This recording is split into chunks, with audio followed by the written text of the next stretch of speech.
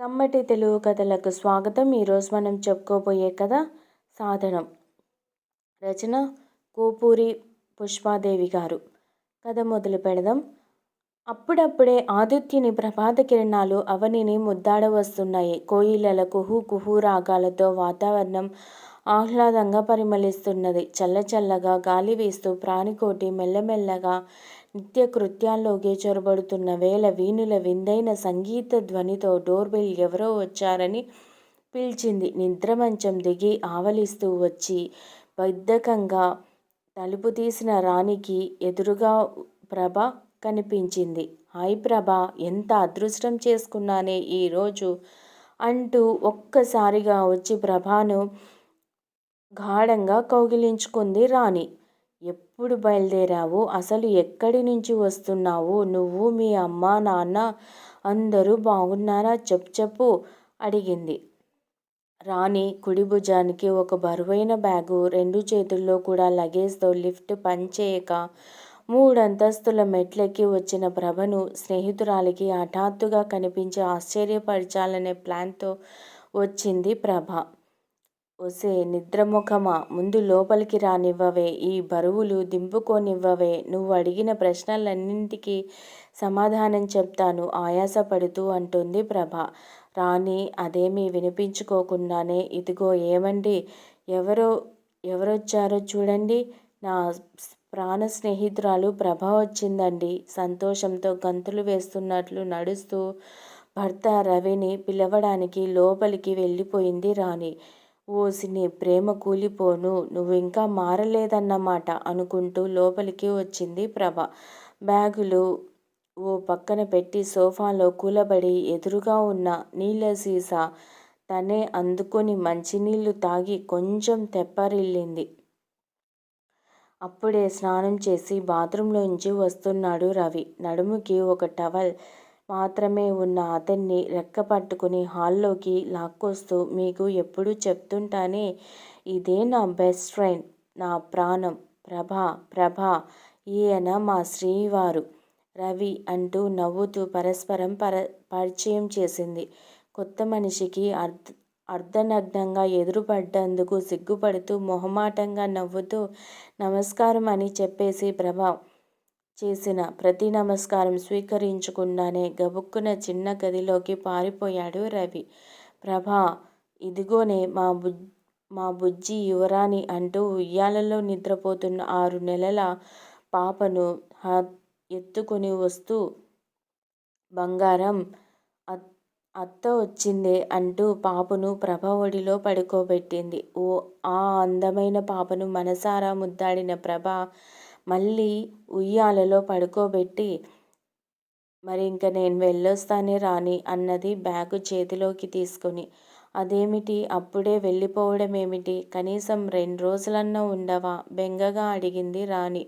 మరి నన్ను ఉండమనే దానివి అంత అర్జెంటుగా పరిచయ కార్యక్రమాలు ఎందుకే?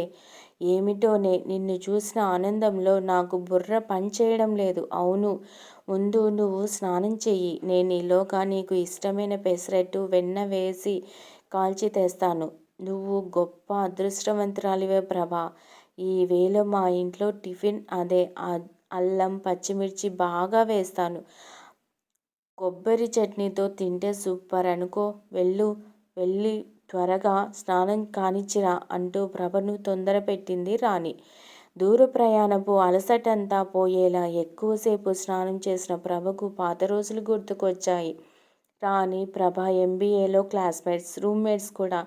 రాణి భోలాతనం చూసి ప్రభ ఆమెను ఎంతగానో ఇష్టపడేది. ప్రభలోని మంచి మనసు, నాయకత్వ లక్షణాలు రాణిని ఆకర్షించాయి. అందువల్ల కొద్ది కాలంలోనే వాళ్ళిద్దరూ ఆప్తమిత్రులయ్యారు. MBA అవగానే రాణికి పెళ్ళైపోయింది. అప్పటికే ఉద్యోగం కోసం ముంబై వెళ్ళిన ప్రభ రాణి పెళ్ళికి రాలేకపోయింది. రవి సాఫ్ట్వేర్ ఇంజనీర్గా పనిచేస్తున్నాడు. ఆస్తి అంతస్తు ఉన్న కుటుంబం. సహృదయుడైన భర్త లభించినందుకు రాణి పొంగిపోతుంటుంది. మనసులు కలిసిన అపురూపమైన జంట వాళ్ళది. రాత్రి 10 గంటలయ్యింది. ఇప్పుడు చెప్పవే, ఏమిటి నీ కబుర్లు? మొత్తం చెప్పెయ్యి. నువ్వు నా పెళ్ళికి కూడా రాలేదు. ఫోన్లో అయితే మాట్లాడుకుంటూనే ఉన్నాం కానీ 3 ఏళ్ళు అయిపోయింది కదూ మనం కలుసుకొని అన్నది రాణి. పాపయ్యని రవికి అప్పచెప్పేసిన ప్రభ పడుకున్న మంచం మీదే తాను పడుకొని ప్రభ మీద చెయ్యి వేస్తూ నవ్వింది. నిన్ను చూస్తే నాకు చాలా ఆనందంగా ఉంది రాణి. ఎవరి సంగతి మాకక్కర్లేదన్నట్లుగా అందరూ గిరిగీసుకొని ఉంటున్న ఈ రోజుల్లో కూడా నువ్వు నీ మనసుని కలుషితం కాకుండా కాపాడుకుంటున్నట్లుగా నాకు అనిపిస్తుంది. స్వచ్ఛమైన నీ మాట, నవ్వు చూస్తుంటే అన్నది ప్రభ రాణి కళ్ళల్లోకి ప్రేమగా చూస్తూ. అదంతా నీ అభిమానమేలే. కానీ ఇంతకీ నీ పెళ్ళి ఎప్పుడు? ఏమైనా ప్రయత్నాలు చేస్తున్నారా లేదా? ఇంకా ఎన్నాళ్ళు ఉంటావే బ్రహ్మచారిణిగా? కొంపదీసి నువ్వు కూడా ముదురు బెండకాయవై పోతావా ఏమిటి? నోరు ముయ్యవే. నా పెళ్ళి ఖాయమైపోయింది తెలుసా? వరుడు శరత్ మా కొల్లికే. నాకు జాతకాలు, ముహూర్తాలు వంటి వాటి మీద నమ్మకం లేదని నీకు తెలుసుగా. అతనికి అంతే. ఇక మా ఇద్దరికి ఆర్భాటాలు, ఆడంబరాలు కూడా నచ్చవు. అందుకే సింపుల్గా రిజిస్టర్ మ్యారేజ్ చేసుకుంటున్నాం. కేవలం 2 దండలు, 2 ఉంగరాలు అంతే మా పెళ్లి ఖర్చు. అమ్మో, నువ్వు అసాధ్యురాలివే తల్లి. ఈ వంకతో పెళ్లి ఖర్చు తగ్గించుకుంటున్నారన్న మాట. అదేం లేదు. సుమారుగా ఆ డబ్బుని ఏదైనా అనాథ శరణాలయానికి విరాళంగా ఇద్దామనుకుంటున్నాం. నాకు నీలాంటి స్నేహితురాలు ఉన్నందుకు చాలా గర్వంగా ఉన్నదే ప్రభా. అబ్బో, ఇదో పెద్ద విశేషం ఏమీ కాదు. కానీ ఇంకా మన దోస్తుల విశేషాలు చెప్పు ఆవలిస్తూ అన్నది ప్రభ. అలా కబుర్లతో ఎంత టైం గడిచిందో కూడా వాళ్లకు తెలియలేదు. కిటికీ పక్కనే ఉన్న పారిజాతం చెట్టు సుగంధాలు వెదజల్లుతూ పూలను రాల్చింది. ఈ వేళ మా పెళ్లి రోజు తెలుసా? మర్నాడు ఉదయాన్నే విరిసిన వనంలా అందంగా ముస్తాబైన రాణి ప్రభను నిద్ర లేపడానికి గదిలోకి వచ్చి అన్నది. అందుకే మీకొక బహుమతి తయారు చేశాను తెలుసా? రాణిని అనుకరిస్తూ తాను చిత్రించిన ఒక చిత్రాన్ని సూట్ కేసులోంచి బయటకు తీసి రాణి చేతికి అందించింది. ప్రభ, వివాహ దినోత్సవ శుభాకాంక్షలు అంటూ ఆ చిత్రాన్ని చూసిన రాణి కళ్ళు ఆనందంతో మిలమిలలాడాయి. అసలే అందమైన జంట. రాణి, రవి ముద్దులొలికే పాపతో కలిసి ఆ చిత్రంలో మరింత అందంగా ఉన్నారు. చుట్టూ అందమైన ప్రకృతి. ఒక పక్కన లేళ్ళు, నెమళ్ళు, మరో పక్కన జలపాతాలతో ఆ చిత్రం అద్భుతంగా వచ్చింది. ఎప్పుడు వేశావే ఈ పెయింటింగ్? అడిగింది రాణి దాన్ని మురిపెంగా చూసుకుంటూ. రాత్రి నువ్వు నిద్రపోయాక వేశాను అన్న ప్రభ మాటలు వినిపించుకోకుండానే, ఇదిగో రవి, ఇలా చూడు, ఈ పెయింటింగ్ ఎంత బాగుంటుందో, ప్రభ ఎంత బాగా వేసిందో అంటూ ఆ చిత్రాన్ని అపురూపంగా పట్టుకొని హాల్లోకి పరుగు తీసింది రాణి. ప్రభ హాయిగా నవ్వుకున్నది. అప్పుడే ఆమె 4 రోజులు గడిచిపోయాయి. రవి కూడా ఆఫీస్కు సెలవు పెట్టాడు.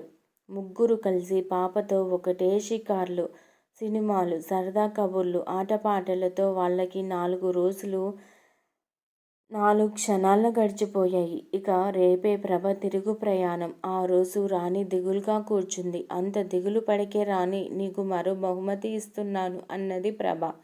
మరో బహుమతా? ఏమిటది? త్వరగా ఇవ్వు చిన్నపిల్లలా ఉత్సాహంగా అడిగింది రాణి. రవి కూడా ఆసక్తిగా చూస్తూ, మీరు మంచి చిత్రకారులండి, ఎంత అద్భుతంగా వేస్తున్నారు అన్నాడు. థ్యాంక్స్ అండి, కానీ ఇచ్చినాక నన్ను తిట్టకూడదు మరి అంటూ మరో చిత్రాన్ని వాళ్లకు అందించింది ప్రభ. అందులో కూడా రాణి, రవిలో ఉన్నారు. కాకపోతే 40+ వయసుతో అందులో రాణి చాలా లావుగా ఉంది.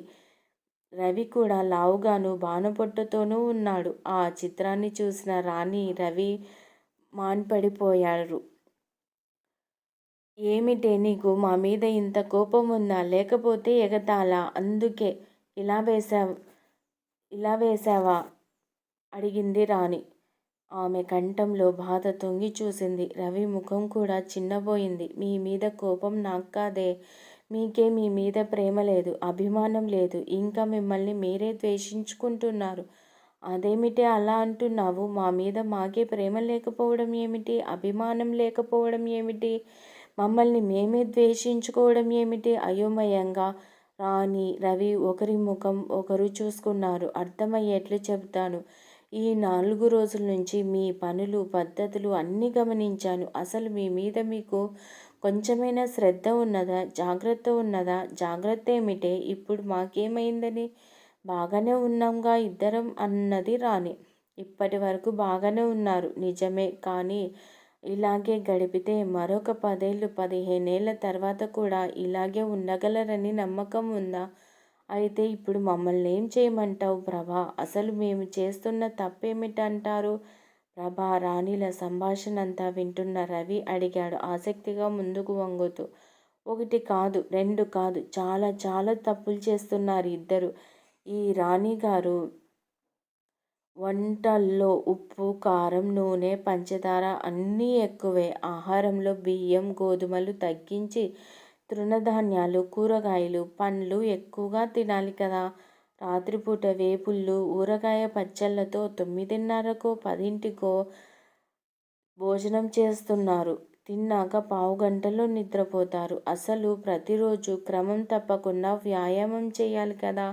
మీరేమీ చేయడం లేదు. ఉదయం నడకకు వెళ్ళడం లేదు. రవి, మీకు ఆఫీస్ వర్క్ ఎక్కువగా ఉంటున్నదని రాణినేమో పాపాయి వంక పెట్టుకొని అన్నీ మానేస్తున్నారు.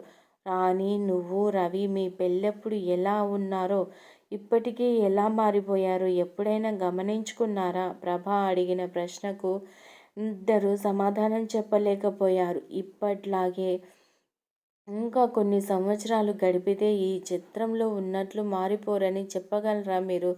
ప్రభ ప్రశ్నకు మౌనమే సమాధానమయ్యింది. ఇదంతా మీకు తెలియదని కాదు. మీరు అన్నీ తెలిసిన వాళ్ళే. కాకపోతే కొంచెం అశ్రద్ధ అంతే. కానీ ఇప్పటి ఈ చిన్న అశ్రద్ధ తర్వాత మన కొంప ముంచుతుంది. ఊబకాయం తనొక్కటే రాదు. వస్తూ వెంట పెట్టుకుని షుగరు, బీపీ లాంటి అనేక రోగాలను తెస్తుంది. తరువాత మనం జీవితాంతం బాధలు పడాల్సిందే. మన బాగోగులకు చాలా వరకు మనమే కారణమవుతాము. స్వయం కృషికి మించిన సాధనం మహిలో లేదంటారు. మనం ఆరోగ్యంగా ఉంటేనే కదా ఇతరులకు ఏమైనా సహాయం చేయగలిగేది. యువత ఇనుప శరీరాలతో, ఉక్కు నరాలతో ఉండాలంటారు స్వామి వివేకానంద. మనం అంత కాకపోయినా మన వరకు మనమైనా బాగుండాలి కదా. నేనేదో ఉపన్యాసం చెబుతున్నానని నవ్వుకోకండి.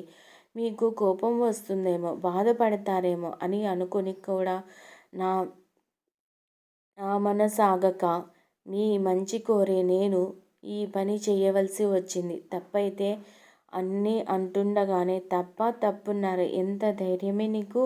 దీనికి శిక్ష ఏమిటో తెలుసా అంటూ రాణి ప్రభను గాఢంగా కౌగిలించుకొని బుగ్గ మీద గట్టిగా ముద్దు పెట్టింది. ఆ దృశ్యాన్ని సెల్ ఫోన్లో ఫోటో తీస్తూ మనసారా నవ్వాడు రవి. ఆ సందడికి నిద్రలేచిన పాపాయి ఆరునొక్క రాగం అందుకుంది. ఈ కథ మీకు నచ్చినట్లయితే లైక్ చేయండి, షేర్ చేయండి. కమ్మటి తెలుగు కథల ఛానల్ను సబ్స్క్రైబ్ చేయండి. Thank you very much.